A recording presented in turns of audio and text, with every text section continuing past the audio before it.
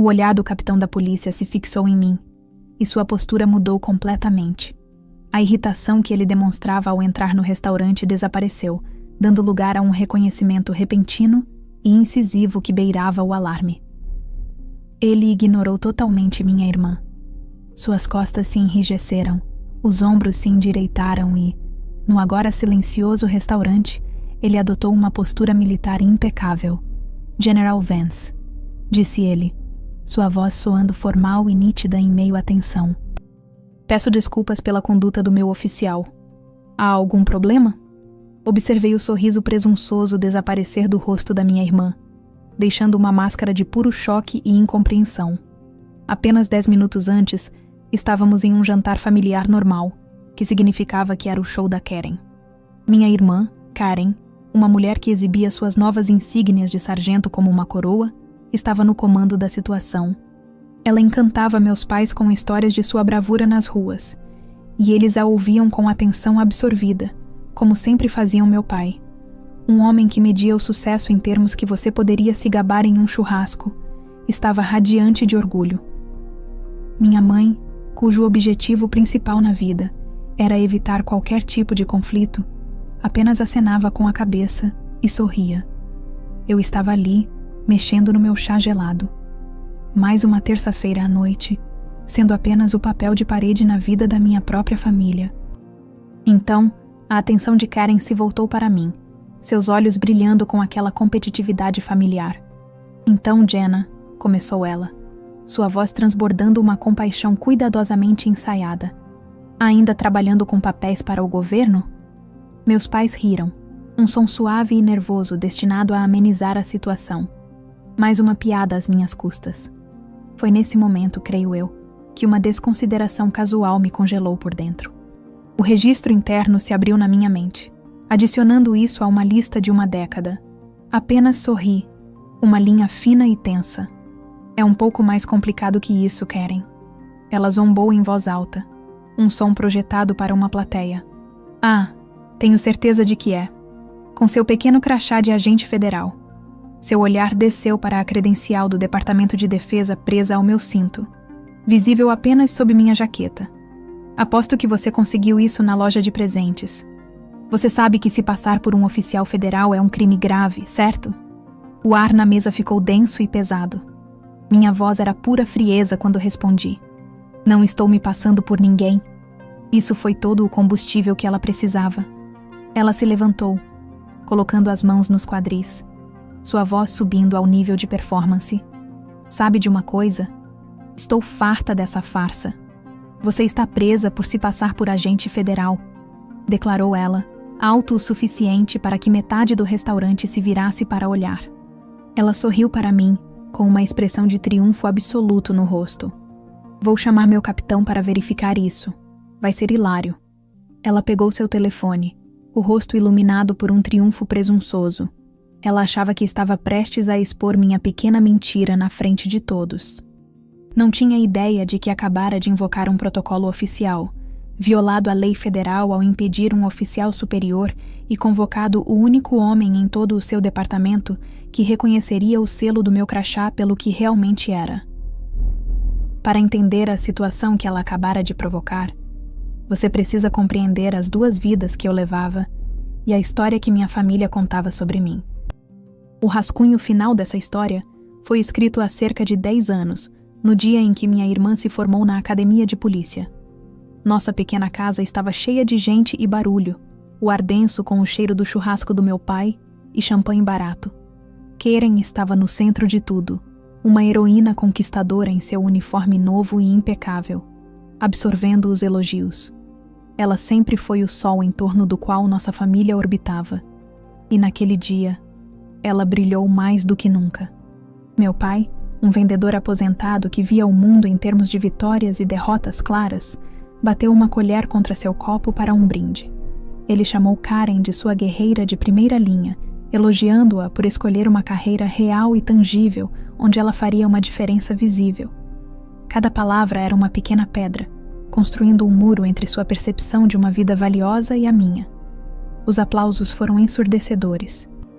Ninguém percebeu que eu me esgueirava até a caixa de correio, onde peguei um envelope simples e sem identificação. Dentro estava a minha carta de aceitação oficial, uma comissão direta para um programa de inteligência estratégica tão seletivo que eu ainda não conseguia acreditar. Mais tarde, encontrei minha mãe, Carol, uma mulher que acreditava que a paz familiar valia qualquer preço, até mesmo a justiça. Tentei mostrar a ela a carta, minhas mãos tremendo levemente. Tentei explicar que isso não era apenas um emprego, era uma carreira que exigia anos de avaliação e testes para se qualificar. Ela lançou um olhar para o cabeçalho oficial, seus olhos percorrendo as palavras sem vê-las. "Isso é maravilhoso, querida", disse ela, acariciando minha mão com aquela ternura apaziguadora que sempre pareceu mais desdenhosa do que amorosa. "Mas vamos nos concentrar no dia da Karen. O trabalho dela é tão, sabe, tão mais direto." E foi isso. Foi o momento em que os papéis foram definitivamente distribuídos. Karen era a heroína. Eu era a nota de rodapé. Daquele dia em diante, eu era Jenna, a escriturária, a quieta com um emprego chato, mas estável no governo. Nos feriados, meus tios me perguntavam se eu estava gostando da minha cadeira de escritório, enquanto perguntavam a Karen histórias sobre perseguir criminosos. Eles precisavam de uma narrativa simples, e eu era a personagem coadjuvante perfeita para a história da criança de ouro. Sem ambição, sem importância e seguramente fora dos holofotes. Era mais fácil para eles acreditarem que eu era mediana do que tentar entender um mundo que eles não conseguiam ver. Meu outro mundo, meu mundo real, estava a um universo de distância de seus churrascos no quintal. Ele existia no silêncio mortal de um barco, uma instalação de informações compartimentadas sensíveis enterrada no coração de concreto de Fort Millar. Eu não era Jenna. Eu era a General Vance. O cômodo era sempre frio e escuro. A única luz vinha do brilho de uma dúzia de monitores, exibindo fluxos de dados criptografados e feeds de satélite de meio mundo de distância. O único som era o zumbido baixo dos servidores e a respiração controlada e silenciosa das outras 4 pessoas na sala comigo. Naquele mundo, eu não era a nota de rodapé. Eu era a autora.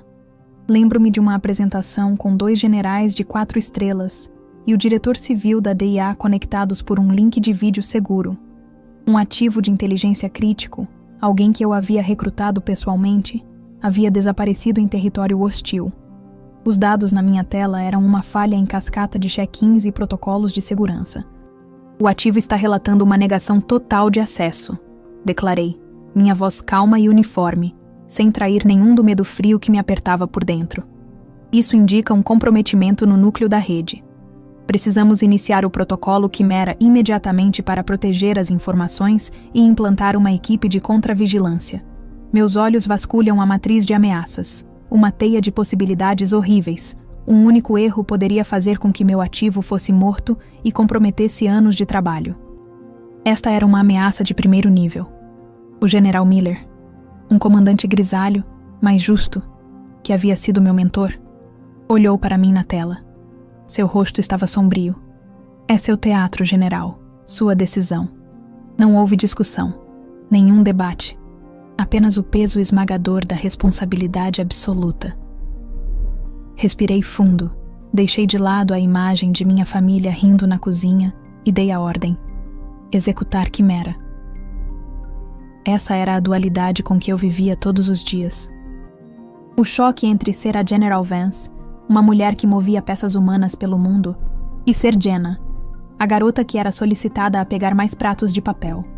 A parte mais difícil não era o segredo, era a solidão, era carregar o peso da minha vida real em total silêncio, incapaz de compartilhar o terror de um mau dia ou o orgulho feroz e silencioso de uma vitória com as pessoas que deveriam me amar mais. Eles só conheciam a versão simplificada e cuidadosamente construída de mim que eu apresentava, porque a verdadeira teria sido muito complicada para a história deles. Lembro-me de uma ligação telefônica com meu pai algumas semanas depois do incidente da Quimera. Ele estava quase explodindo de orgulho, porque a Karen havia aparecido nas notícias locais por ter ajudado a direcionar o trânsito em torno de um acidente. Ela realmente está fazendo nome. Ele disse empolgado. tão corajosa. Na mesma frase, ele me perguntou: aliás, você está recebendo vitamina D suficiente nesse seu escritório sem janelas? Não é saudável ser tão sedentária. Eu havia ficado acordada por 52 horas seguidas, coordenando uma operação que salvou 3 vidas e protegeu a segurança nacional. E meu próprio pai estava preocupado que eu não estava me exercitando o suficiente. Ele ouviu: emprego de escritório, e só conseguiu imaginar uma cabine e um grampeador. Não queria imaginar mais nada. Durante uma década, eu havia tentado ganhar o respeito deles na língua deles, a língua das promoções, elogios públicos e conquistas visíveis, mas eles não conseguiam ver o que estava oculto à vista de todos. Depois daquela noite, eu estava cansada de tentar traduzir. Eles estavam prestes a aprender a linguagem do meu mundo, um mundo regido por protocolo, autoridade e hierarquia absoluta. Quando o dedo de Karen pressionou a tela do telefone, algo estranho aconteceu. A picada quente e familiar da humilhação começou a desaparecer, substituída por uma calma profunda e gelada. Parecia uma chave sendo girada fundo na minha mente. A parte de mim que era Jenna, a filha magoada, a irmã invisível, recuou. Em seu lugar, a General Vance deu um passo à frente, sua mente já avaliando a situação, não como um drama familiar, mas como um problema tático, com um conjunto claro de protocolos. Meu cérebro começou a catalogar as violações da minha irmã com precisão fria e automática. Detenção ilegal sob o pretexto de autoridade. Uma violação clara. Uso público de sua posição para uma queixa pessoal. Outra marca. Obstrução de um oficial federal e a possível execução de seus deveres. Mesmo fora de serviço, meu status me proporcionava certas proteções sob as diretrizes de segurança nacional que ela não poderia compreender. Ela pensava que estava mantendo a lei, mas estava ativamente quebrando-a de 3 maneiras diferentes. A ironia era tão aguda que quase doía. Discutir com ela teria sido inútil. Seria como tentar explicar mecânica orbital para alguém que acredita que o céu é uma cúpula pintada. Karen estava sofrendo de um caso terminal do efeito Dunning-Kruger. Sua ignorância do meu mundo era tão completa que ela nem conseguia registrar sua existência. Então, minha estratégia se tornou uma de não ação calculada. Eu deixaria ela fazer exatamente o que ameaçou. Eu deixaria ela escalar. Eu deixaria ela chamar seu comandante para esta mesa, porque eu sabia que o sistema que eu servia era construído sobre uma hierarquia rígida e inquebrável. E ela acabara de convidar um administrador sênior para sua sala de aula de jardim de infância. Então, sentei-me perfeitamente imóvel, uma ilha silenciosa no mar de pânico da minha família. Minha mãe estava implorando com os olhos, sussurrando meu nome. Meu pai parecia ter engolido uma vespa, mas eu apenas observei minha irmã, cuja presunção era uma força física, e esperei. Então, com um movimento lento e deliberado, alcancei a credencial presa ao meu cinto. Eu não a mostrei ou balancei. Simplesmente a soltei e a coloquei suavemente na toalha de mesa branca ao lado do meu copo d'água, virada para cima. Não era um distintivo de polícia brilhante. Era um simples retângulo azul escuro de polímero blindado com uma águia de prata em relevo no centro. Mas no canto inferior direito, visível apenas se você soubesse exatamente onde procurar, havia um pequeno sigilo holográfico, uma estrela de 7 pontas e uma faixa fina codificada por cores abaixo dela. Para minha família, era um adereço. Para Karen, era uma falsificação. Mas para um oficial superior com treinamento de ligação federal, era um fato hierárquico inegável. Era uma placa de parada feita de pura autoridade. Karen viu um pedaço de plástico. Meus pais viram um adereço de um filme de espionagem. Eu vi uma chave, e eu sabia que no momento em que seu capitão a visse, ele veria a porta que ela destrancava, e o mundo de problemas em que minha irmã havia se metido. O sistema estava em movimento. Tudo o que eu tinha a fazer era esperar. Os minutos se estenderam até a eternidade. Minha mãe estava sussurrando freneticamente, um sibilo baixo e desesperado. Jenna, por favor, apenas peça desculpas a ela. Não piore as coisas. Meu pai apenas olhou para seu prato, a mandíbula cerrada, com raiva de mim por causar uma cena simplesmente existindo. E Karen estava se deleitando com isso. Ela se recostou na cadeira com um suspiro teatral, batendo os dedos na mesa, a própria imagem de uma agente da justiça sofredora. Ela era uma artista, e este era seu palco. O restaurante silencioso era sua plateia.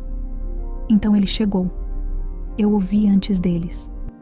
O Capitão Davis, um homem cuja expressão cansada e ombros curvados sugeriam que ele havia visto todas as coisas estúpidas que uma pessoa poderia fazer pelo menos 2 vezes. Ele caminhou pelo restaurante com um ar de profunda irritação, seus olhos examinando as mesas em busca da minha irmã. Quando ele avistou o aceno presunçoso de Karen, ele revirou os olhos quase imperceptivelmente e mudou de curso, indo em nossa direção. Sua caminhada dizia tudo. É melhor ser bom. Ao se aproximar, Karen inflou o peito, pronta para apresentar seu prêmio. Sua irmã agente federal fraudulenta, capitão, começou ela, sua voz alta e confiante. Obrigado por vir. Como você pode ver, temos uma pequena situação aqui. Mas o capitão não estava olhando para ela. Seu olhar já havia passado por ela, por meus pais encolhidos, e havia pousado em mim. Ele percebeu minha expressão calma, e então seus olhos baixaram para a pequena credencial azul escura sobre a mesa. Ele parou. Não foi uma pausa gradual. Ele parou de repente, em meio ao passo, como se tivesse se chocado contra uma parede de vidro. A irritação casual em seu rosto desapareceu, instantaneamente substituída por um lampejo de confusão. Ele deu mais um passo à frente, seus olhos fixos no crachá.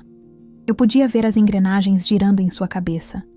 Esta não era uma identidade local ou estadual. Não era FBI, DEA ou qualquer uma das credenciais que ele estava acostumado a ver. Ele se inclinou levemente, sua curiosidade profissional sobrepondo-se à sua irritação. Seus olhos se estreitaram, focando no canto inferior da identidade. Ele viu a águia sim, mas então ele viu o sigilo holográfico ao lado dela, a estrela de 7 pontas. A cor drenou de seu rosto.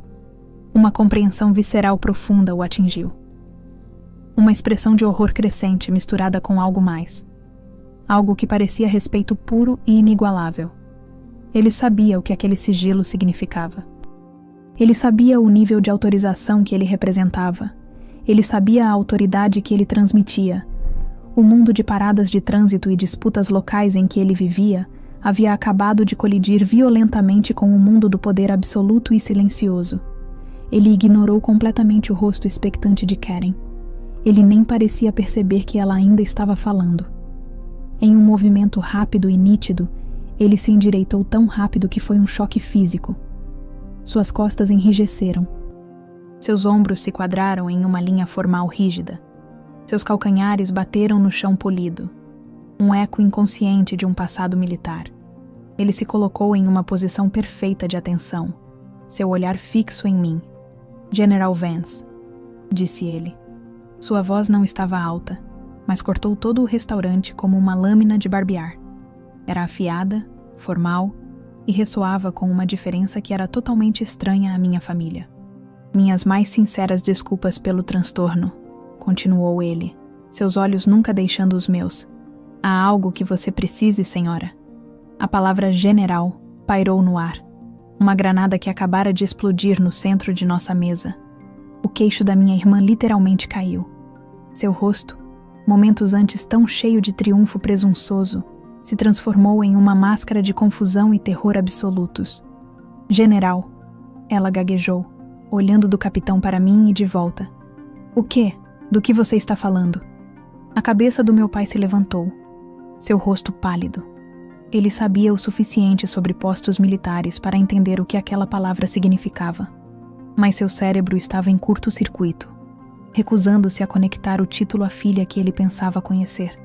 Finalmente quebrei meu silêncio. Olhei para o capitão, minha expressão calma, minha voz firme e controlada. A situação está sob controle, capitão, eu disse, deixando as palavras caírem com um peso silencioso. No entanto, por favor, assegure-se de que a Sargento Miller receba uma atualização completa e imediata sobre o título 18 do Código do CIMEL e os protocolos de descontaminação interagências. Fiz uma pausa, permitindo que ele absorvesse a diretiva, especialmente no que dizia respeito ao contato com a equipe de comando sênior do Departamento de Defesa. Um fogo acendeu-se nos olhos do Capitão Davis, uma fúria fria agora voltada inteiramente para minha irmã. Ele se virou para ela, e sua voz desceu a um rosnado assustadoramente silencioso. Miller, meu carro agora. Karen estava tremendo, seu corpo todo agitado.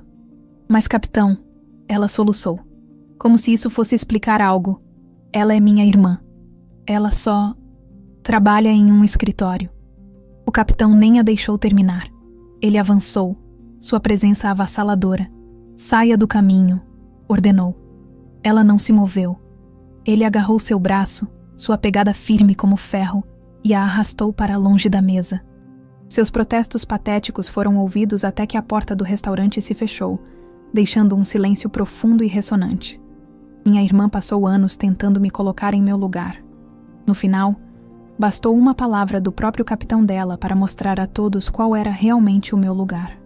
Depois que as portas se fecharam, o silêncio que deixaram para trás era mais alto do que qualquer discussão. Era uma coisa pesada e sufocante, repleta dos fantasmas de 1000 ressentimentos não expressos. Olhei para meus pais. Minha mãe, que passou a vida apaziguando conflitos, parecia completamente perdida. Seu rosto uma máscara de terror perplexo. Meu pai, o homem que construiu seu mundo em verdades simples e visíveis, olhava para o espaço onde Karen estivera, seu rosto pálido e sem vida. Ele me olhou, realmente me olhando pela primeira vez em anos. Não havia orgulho em seus olhos, apenas uma confusão horrorizada crescente, como se estivesse vendo uma estranha... A narrativa que eles cuidadosamente construíram por 2 décadas havia sido demolida em menos de 60 segundos. Os papéis de heroína e coadjuvante haviam sido irreversivelmente invertidos, e eles não tinham um roteiro para essa nova realidade. Não disseram uma palavra, não havia nada a dizer. Calmamente, coloquei meu guardanapo na mesa, meus movimentos parecendo lentos e deliberados no silêncio denso. Fiz um sinal para o garçom e disse: "Conta com a boca." Quando ele trouxe, paguei em dinheiro, deixando uma gorjeta generosa. Levantei-me, minha cadeira fazendo um som suave ao raspar no chão. "Tenho uma reunião cedo", disse ao silêncio, e então me virei e fui embora, deixando-os sentados nas ruínas de sua própria história. Ao dirigir para casa naquela noite, não senti a pressa triunfante de vitória que eu poderia ter esperado. Não houve socos no ar, nenhum sentimento de vingança. Em vez disso, o que me invadiu foi uma profunda, silenciosa e sóbria sensação de liberação. Era a sensação de finalmente colocar de lado um peso que eu não havia percebido, que carregava a vida inteira. O registro interno, aquele que mantive desde a infância, que registrava meticulosamente cada ofensa, cada desconsideração, cada vez que me faziam sentir pequena, não estava equilibrado, estava fechado. A dívida havia sido paga não pela minha raiva, mas pela verdade irrefutável e inegável. 3 meses depois, minha vida não parecia mais a mesma. Não porque nada havia mudado na superfície, mas porque tudo havia mudado dentro de mim. Meu escritório no Pentágono não era uma caixa sem janelas. Era uma sala espaçosa e segura com vista para o PTOAC. Um lugar onde o silêncio era de foco, não de negligência. Aqui, eu estava cercada por meus verdadeiros pares, analistas, oficiais e estrategistas. Eles eram minha verdadeira família, uma meritocracia forjada nas chamas de um propósito compartilhado e respeito mútuo e conquistado. Aqui, meu valor nunca foi uma questão. Era um dado. Uma tarde, eu estava imersa em um relatório de ação posterior a uma operação de contra-inteligência bem-sucedida. Minha mente é um mundo de distância de jantares familiares e dramas mesquinhos. Um ajudante, um jovem e brilhante major, entrou silenciosamente. "General", disse ele, sua voz carregando o respeito fácil que era o ruído de fundo da minha vida. "O secretário envia sua condecoração pessoal pelo sucesso da Operação Égide." Ele disse: "Sua previsão estratégica foi E eu cito, tão precisa que foi desconcertante. Senti um pequeno sorriso genuíno tocar meus lábios. Este era meu mundo. Era onde eu pertencia. Não havia necessidade de pronunciamentos altos ou elogios públicos. O zumbido silencioso de um trabalho bem feito era toda a validação que eu precisava. Naquele momento, meu telefone pessoal, que eu mantinha para emergências, vibrou no canto da minha mesa. Olhei para ele. Era uma mensagem de texto da Keren. Uma parede de texto, na verdade, era um monólogo longo, aleatório e patético, cheio de desculpas e desvios. Era uma obra-prima de não pedido de desculpas. Ela sentia muito, e eu sentia isso. Ela estava apenas tentando cuidar de mim. Ela estava sob muita pressão no trabalho. E então, a pergunta que eu sabia que viria, aquela que colocava a culpa diretamente sobre meus ombros. Por que você nunca nos contou? Li toda a mensagem, com uma expressão impassível. Por um momento, senti um lampejo da velha raiva, da velha dor. Ela não estava pedindo desculpas por me menosprezar. Ela estava com raiva. Ela havia sido humilhada.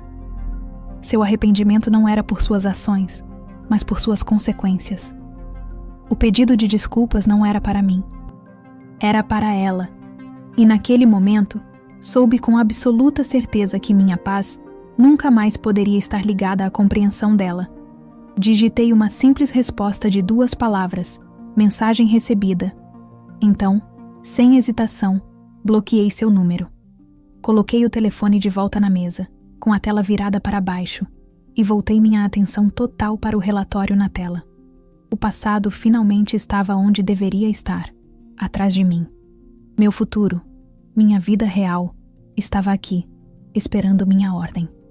Minha irmã pensava que a autoridade era um crachá que você usava no peito.